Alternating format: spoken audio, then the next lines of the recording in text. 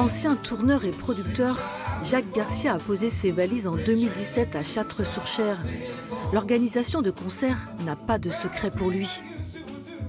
Plus de 200 groupes sont montés depuis sur les planches du club. Le blues, c'est toute sa vie. Il vient d'en être récompensé en recevant un prix prestigieux de la Blues Foundation aux États-Unis. C'est pas qu'on recherche la gloire, on n'a jamais fait ça pour ça, mais en même temps, c'est une reconnaissance du travail accompli. Moi, j'ai œuvré pendant 40 ans dans le blues. Après toute l'aventure ici, Maison du Blues, avec le musée, avec tout ça. En tous les cas, on a accueilli avec beaucoup d'enthousiasme. Et c'est une belle reconnaissance pour tout ce qu'on a fait.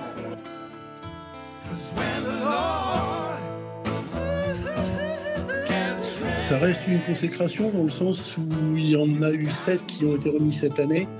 Donc au niveau mondial, on a 7 personnes qui ont été récompensées, ce qui est très très peu. Donc c'est quand même une récompense relativement importante, avec tout un tas de personnalités de tout genre qui ont réussi à l'avoir. Donc c'est une consécration pour le musée du blues.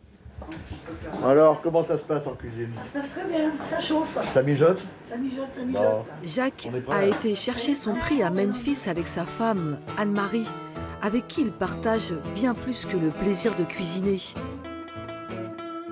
J'aime le blues depuis que je le connais. Voilà, non, je suis Jacques, effectivement. Et puis, bon, c'est vrai qu'on a monté ce lieu ensemble.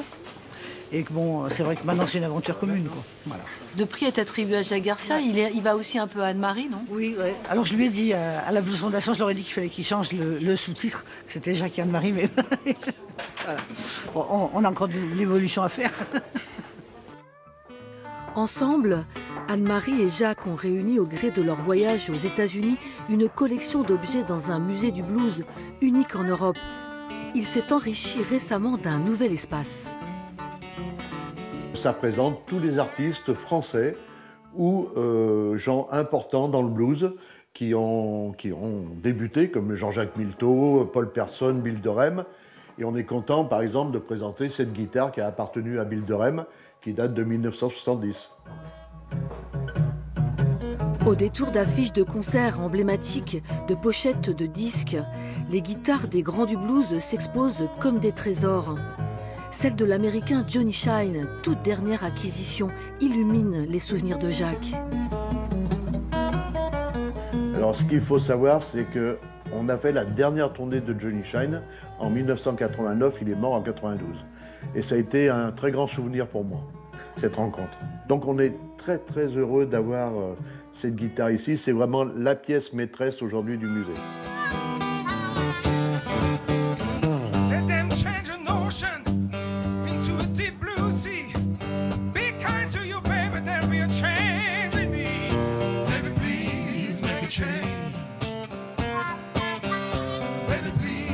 Au début, j'étais très sceptique quant à la réussite de l'implantation de ce genre d'établissement au fin fond de la campagne berrichonne.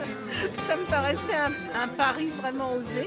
Et puis finalement, grâce à leur dynamisme, tous les gens qui connaissent, ça a marché. Oui, ça marche. Après le delta du Mississippi et Chicago, Châtres-sur-Cher est en passe de devenir le nouveau berceau du blues.